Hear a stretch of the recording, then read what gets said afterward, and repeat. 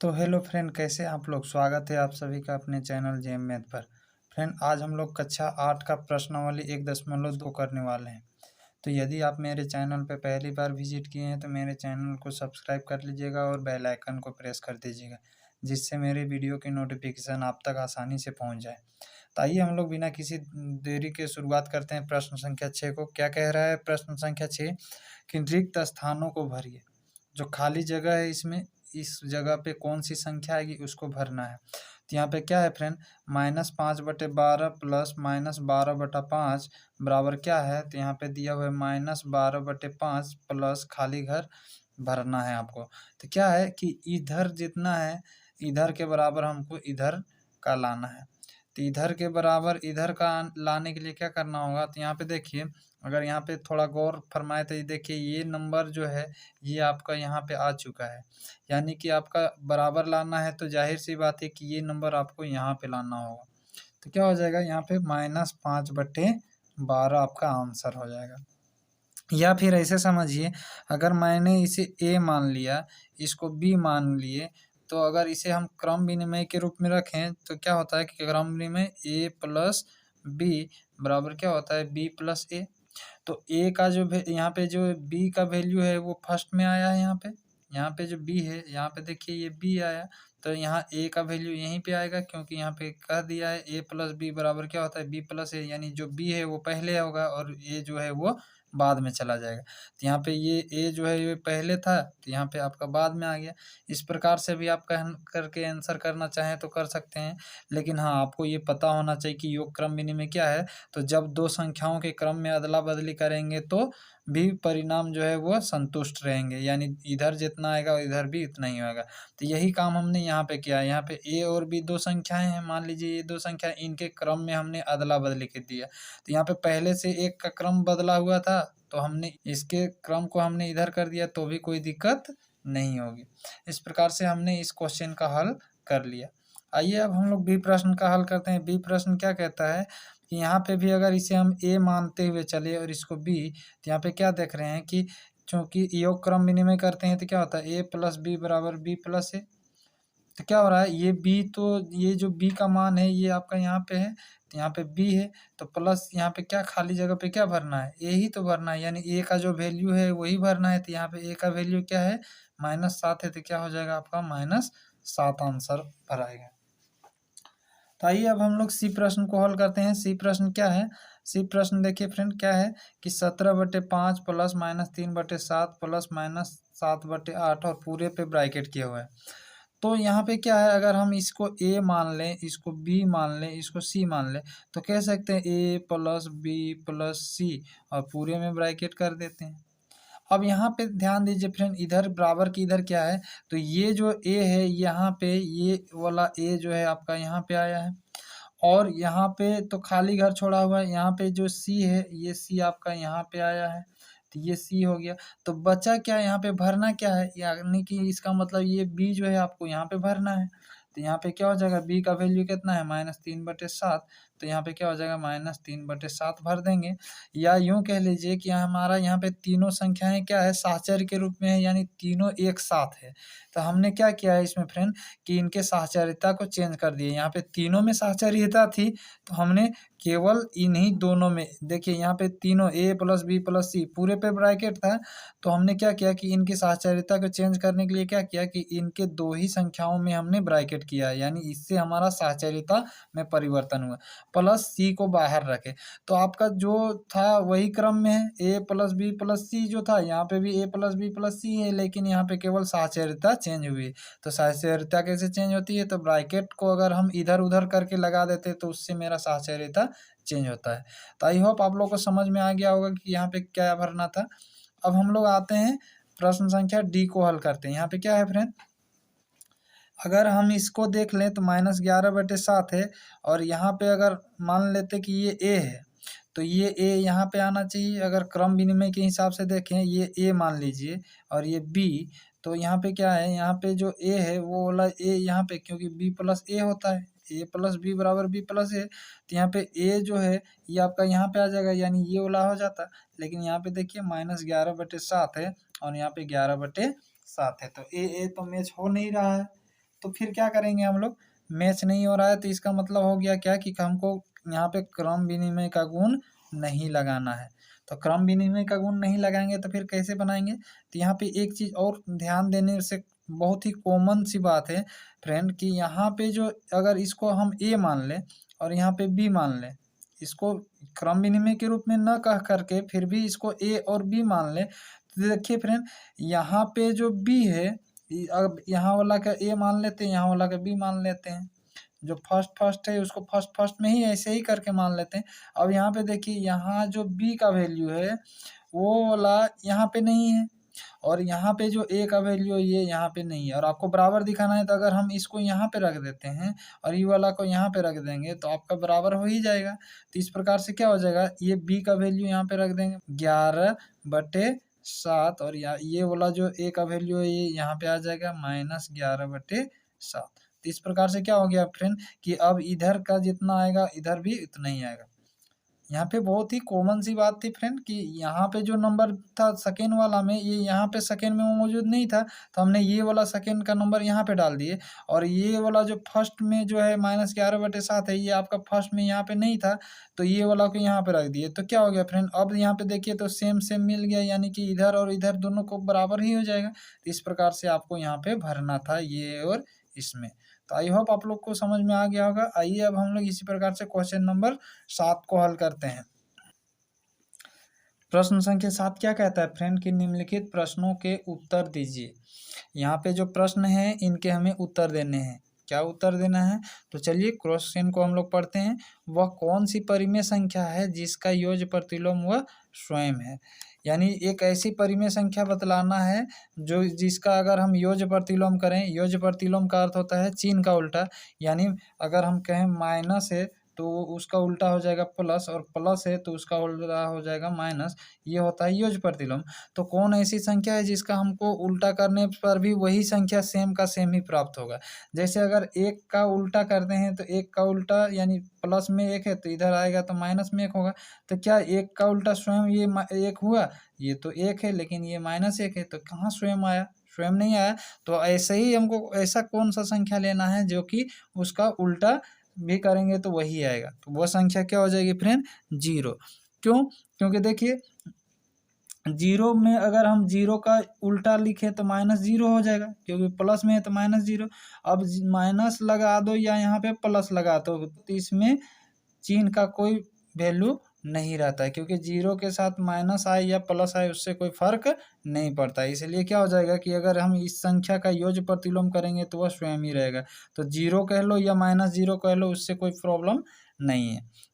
आइए अब इसी प्रकार बी प्रश्न का हल करते हैं। बी प्रश्न क्या कहता है कि किसी ऋणात्मक परिमेय संख्या का ऋणात्मक क्या होता है। ऋणात्मक का संख्या का मतलब क्या होता है कि माइनस की संख्या, माइनस की कोई परिमेय संख्या है उसका ऋणात्मक क्या होगा। ऋणात्मक इस ऋणात्मक का अर्थ होता है उल्टा, यहाँ पे माइनस नहीं समझना है इसका अर्थ। यहाँ पे ऋणात्मक परिमेय संख्या का अर्थ हो गया कि माइनस की संख्या, जबकि इस ऋणात्मक का अर्थ होता है उल्टा। तो अगर किसी ऋणात्मक परिमेय संख्या का अगर हम उल्टा करें, उल्टा करने का मतलब यही, जो प्लस में रहे तो माइनस में करेंगे और माइनस में रहे तो प्लस में करेंगे, इसी बात को करेंगे तो क्या हो जाएगा, तो ऋणात्मक परिमेय संख्या रहेगा तो क्या हो जाएगा, धनात्मक होगा। क्या हो जाएगा, धनात्मक। उदाहरण से समझते हैं। जैसे मान लीजिए एक ऋणात्मक परिमेय संख्या ले रहे हैं -7/5। ये ऋणात्मक परिमेय संख्या का अगर हम उल्टा करें, उल्टा करने का मतलब जो है धनात्मक में है अगर प्लस में है तो माइनस में, और माइनस में है तो प्लस में। तो यहाँ पे माइनस में है तो इधर क्या हो जाएगा, प्लस में हो जाएगा। तो ये हुआ ना कि ऋणात्मक परिमेय संख्या ये लिए तो ऋणात्मक का उल्टा क्या हो गया, धनात्मक हो गया। इस प्रकार से यहाँ पे क्या जवाब लिखना था, धनात्मक। तो हो गया धनात्मक। आइए अब हम सी प्रश्न को हल करते हैं। सी प्रश्न क्या कहता है कि क्या दो परिमेय संख्याओं का अंतर एक परिमेय संख्या होगा, यह है। तो क्या होता है, इसका आंसर क्या हो जाएगा, दो परिमेय संख्याओं का अंतर परिमेय संख्या है। तो हाँ, क्या हो जाएगा, हाँ होता है। कैसे, तो आइए हम लोग उदाहरण लेकर के देखते हैं। जैसे दो परिमेय संख्या को अगर हम आपस में घटाएंगे, जैसे 7 है, एक परिमेय संख्या 7 ले लिए और दूसरा परिमेय संख्या 6 ले लिए। ये दोनों परिमेय संख्या है, परिमेय संख्या किसको कहते हैं? जो अंश बटे हर के रूप में लिखा जाता है। तो यहाँ पे अंश और हर के रूप में तो कहाँ है? तो यहाँ पे एकक है ना जी। किसी भी संख्या के नीचे एक छुपा हुआ रहता है। तो देखिए यहाँ पे अब हो गया। तो यहाँ पे एक छुपा हुआ रहता है तो क्या हो जाएगा? तो इनका अगर हम अंतर करेंगे, अंतर का मतलब होता है घटाव। तो अगर हम दो परिमेय संख्याओं को घटाएंगे तो क्या बचेगा मेरा? तो दो परिमेय संख्याओं को घटाएंगे तो 7 में 6 घटाएंगे तो 1 बचा। तो ये एक क्या हुआ? ये परिमेय संख्या ही तो आया। ये भी तो एक परिमेय संख्या है एक। तो दो परिमेय संख्याओं का अंतर क्या हुआ? परिमेय संख्या हुआ। तो इसलिए हमारा जवाब क्या हो गया? हाँ। अगर और भी चाहिए उदाहरण तो देखते हैं इसी प्रकार से। जैसे मान लीजिए 7/5 है, माइनस एक ले रहे हैं, एक -6/5 है। देखिए ये भी एक परिमेय संख्या हो गया, क्योंकि अंश बटे हर के रूप में जिसे लिखा जाता है वह पूर्णांक, जिसे अंश बटे हर के रूप में लिखा जाता है उसे परिमेय संख्या कहते हैं। तो ये भी एक परिमेय संख्या और ये भी परिमेय संख्या है। तो इस परिमेय संख्या को यहाँ पे क्या कर रहे हैं? घटा रहे हैं, क्योंकि बोला है कि दो परिमेय संख्याओं का अंतर क्या होगा? क्या परिमेय संख्या आएगी? तो आइए देखते हैं। तो क्या हो जाएगा यहाँ पे? तो इन दोनों का एलसीएम तो सेम हो जाएगा 5।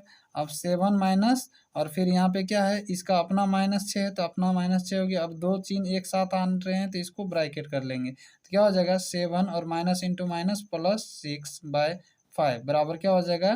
तो 13/5 हो जाएगा। तो देखिए फ्रेंड, अगर दो परिमेय संख्याओं को जब अंतर किए, ये परिमेय संख्या माइनस परिमेय संख्या किए, तो ये क्या आया फ्रेंड? ये भी तो एक परिमेय संख्या ही है। तो परिमेय संख्या माइनस परिमेय संख्या बराबर क्या हो गया? परिमेय संख्या ही है। तो यही आपका पूछ रहा था कि दो परिमेय संख्याओं का अंतर करने से क्या परिमेय संख्या होगा? तो क्या आ रहा है? हो रहा है। यहाँ पे भी देख लिए हो रहा है। तो आप कोई भी परिमेय संख्याओं का उदाहरण में लेकर के चेक करेंगे तो वो क्या आएगा? आपका परिमेय संख्या आएगा। इसलिए आपका यहाँ पे क्या हो जाएगा? यहाँ पे हाँ हो गया। डी प्रश्न क्या कर रहा है कि क्या योग पर परिमेय संख्याएं साचर होती हैं? तो अगर आपने साचर्यता का नियम को अच्छा तरह से जाना है तो आपको ये आसान सा आंसर नजर आएगा। तो यहाँ पे क्या हो जाएगा? क्या योग पर परिमेय संख्याएं साचर होती हैं? तो योग पर साचर्य होती हैं। हाँ, जवाब क्या हो जाएगा? हाँ। चलिए इसको हम उदाहरण से समझते हैं कि आखिर ये योग पर परिमेय संख्याएं साहचर्य कैसे होती हैं। तो साहचर्य कैसे होता है? तो जैसे a + b + c, ये 3 संख्याएं हैं, इनका साहचर्य करेंगे। तो साहचर्य कैसे करते हैं? तो दो को एक साथ रख लेंगे तो वो हो जाता है आपका साहचर्य। तो यहाँ पे इन दोनों को साथ रख लिए, बराबर जब इनके हम लोग साहचर्यता में चेंज करेंगे, यानी इनका जो ब्रैकेट है, जो यहाँ पे फर्स्ट सेकंड में ब्रैकेट किए थे, यहाँ पे सेकंड थर्ड पे किए थे, इनके साहचर्यता में चेंज किए करेंगे तो भी अगर बराबर हो तो कहेंगे कि ये परिमेय संख्याएं साहचर्य होंगी। तो चलिए कोई भी परिमेय संख्या लेकर के देखते हैं। जैसे 3/2 प्लस 1/3 प्लस 4/3। तो यहाँ पे क्या है? ए बी सी 3 परिमेय संख्या ले लिया और यहाँ पे फर्स्ट सेकंड में ब्रैकेट है, फर्स्ट सेकंड में ब्रैकेट कर दी। और यही जो सेम संख्या है यहाँ पे भी ले लेना है। तो क्या हो जाएगा? 3/2 प्लस 1/3 प्लस 4/3। तो क्या हो जाएगा? इनके जब हम यहाँ पे सेकंड थर्ड में ब्रैकेट करेंगे तो इनका हल करेंगे और इनका हल करेंगे। अगर दोनों तरफ इधर का जितना हल निकल के आएगा और इधर जितना निकल के आएगा, अगर ये बराबर हो जाएंगे तो ये साहचर्य होंगे। तो चलिए पहले ब्रैकेट के अंदर का काम करते हैं। तो 2 और 3 का एलसीएम 6 होता है, 6 लिख लिए। 2 का पहाड़ा कई बार पढ़ने 6 आता है, 3 बार तो 3 से गुना हो जाएगा, 3 तिया 9 प्लस 3 का पहाड़ा कई बार पढ़ने से 6 आता है, 2 बार तो 2 से गुना हो जाएगा, 1 तो 2 1 2। ब्रैकेट अभी भी रह जाएगा क्योंकि इसके अंदर का काम अभी बाकी है, प्लस 4/3। इसी प्रकार से इधर भी करेंगे तो 3/2 प्लस, पहले ब्रैकेट के अंदर का काम करेंगे तो यहाँ पे क्या है? ऑलरेडी यहाँ पे दोनों सेम हर का है तो यहाँ पे एलसीएम से एक ही आ जाएगा। इन दोनों में से एक को लिख लेते हैं एलसीएम में। और फिर क्या हो जाता है? 3 का पहाड़ा कई बार पढ़ने से 3 आता है तो एक बार तो 1 से गुना हो जाएगा, 1 तो 1 1 1 प्लस 3 1 3 हो जा रहा है। तो 1 को गुना करेंगे 4 के साथ तो 4 1 4, फिर से ब्रैकेट का बंद कर देंगे क्योंकि इसके अंदर का काम अभी बाकी है। 9 2 11 हो जाएगा +6 प्लस 4/3 बराबर इधर भी करेंगे 3/2 प्लस क्या हो जाएगा? 5/3। अब क्या हो जाएगा फ्रेंड यहाँ पे? तो फिर से एक भिन्न का रूप दिख रहा है तो यहाँ पे 6 आ जाएगा एलसीएम। 6 का पहाड़ा एक बार पढ़ने से आता है तो 11 के 11 हो जाएगा, प्लस 3 का पहाड़ा कई बार पढ़ने से 6 आता है, 2 बार तो 2 से गुना हो जाएगा, 4 तो 4 दूनी 8 हो जाएगा।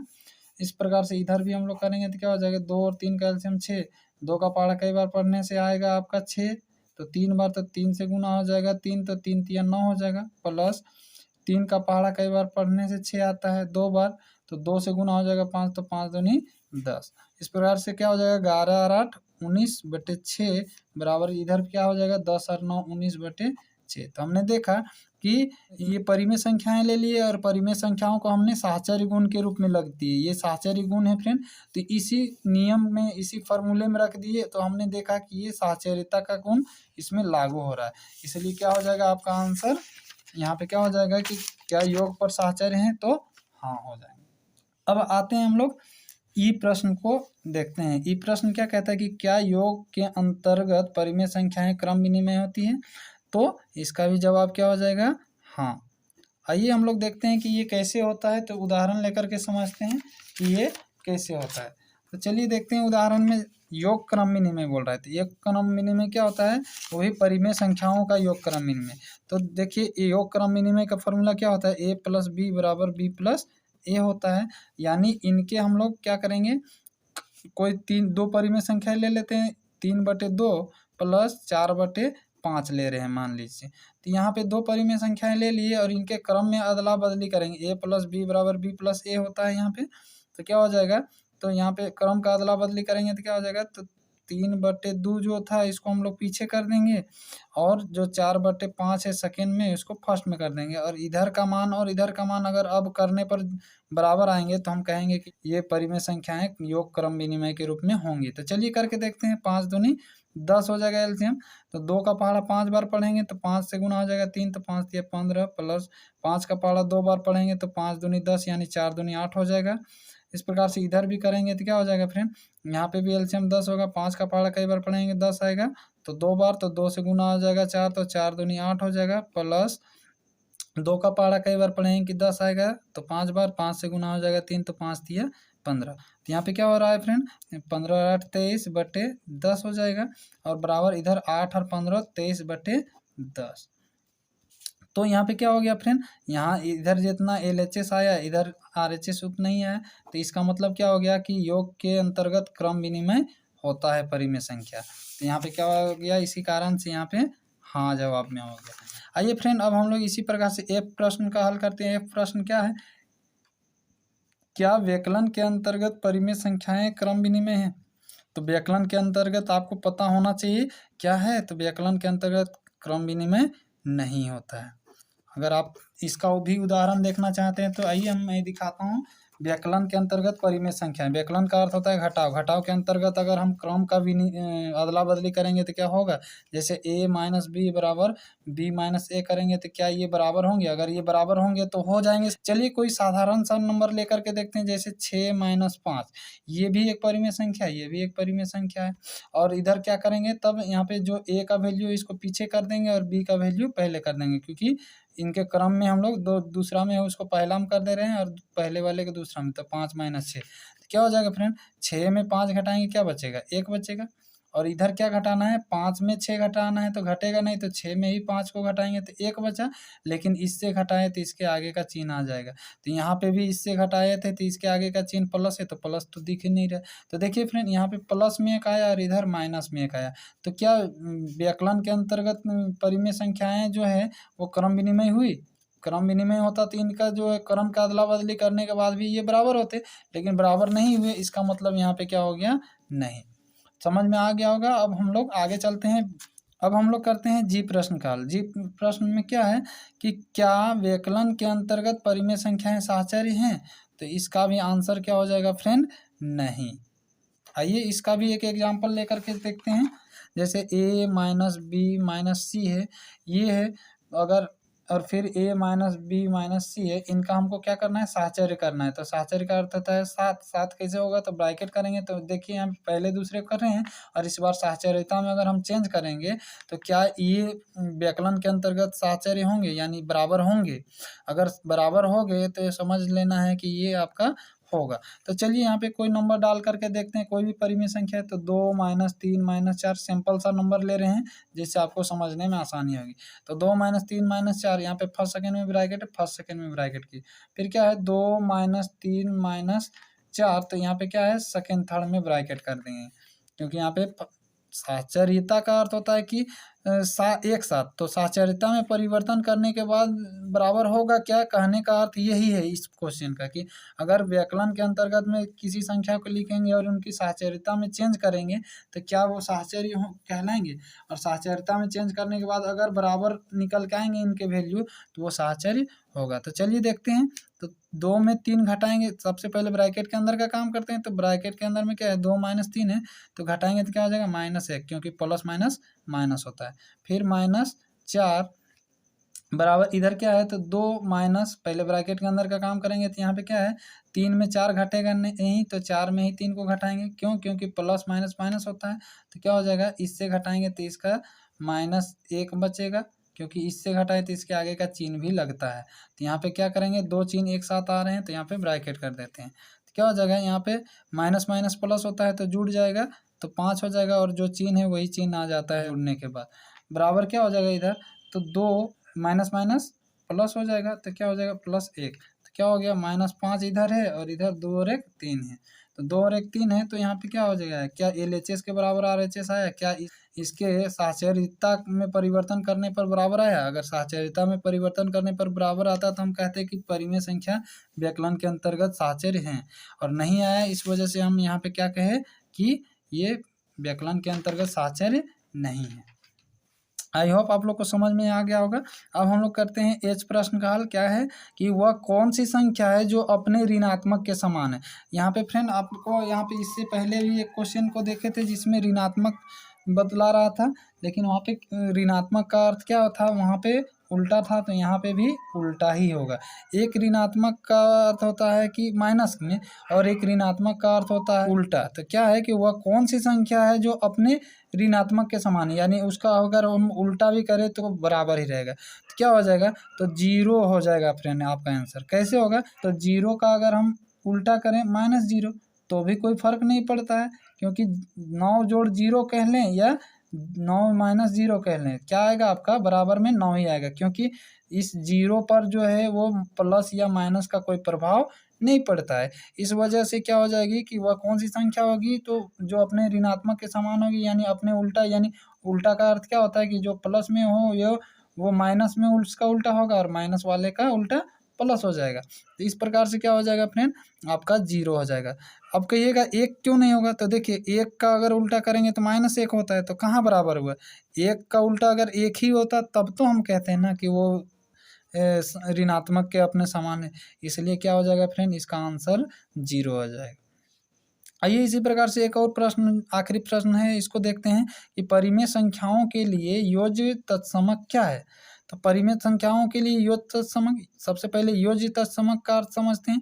योज्य तत्समक एक ऐसी संख्या जिनको योज्य मतलब चिन्ह, तो उसमें अगर उस संख्या में अगर कोई भी चिन्ह लगा दें और उनको किसी परिमेय संख्या के साथ जोड़ें तो भी परिणाम ज्यों का त्यों ही रहेगा, यानी वही परिमेय संख्या प्राप्त होगा। तो वह योज्य तत्समक संख्या कौन होगी, तो 0 होगी। आंसर क्या हो जाएगा, 0। कैसे होगा, तो चलिए देखिए, जैसे 22/7 एक परिमेय संख्या ले ली, इसमें हम लोग 0 को जोड़ते हैं या फिर घटा भी देंगे। योज्य का मतलब जोड़ या घटाव दोनों में से कुछ भी होता है।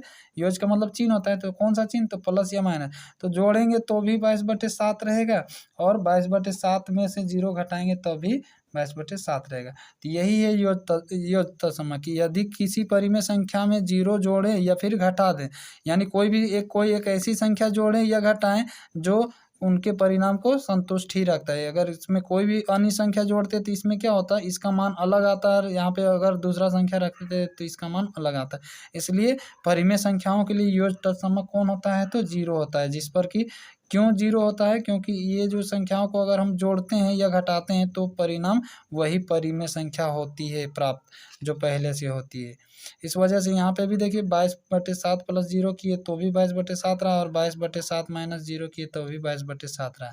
इस प्रकार से आपका आंसर क्या हो जाएगा, 0 हो जाएगा। तो आई होप आप लोग को वीडियो अच्छा लगा होगा। अगर वीडियो अच्छा लगा होगा तो मेरे चैनल को सब्सक्राइब कर लीजिएगा, वीडियो को लाइक कर दीजिएगा। धन्यवाद फ्रेंड आप सभी का।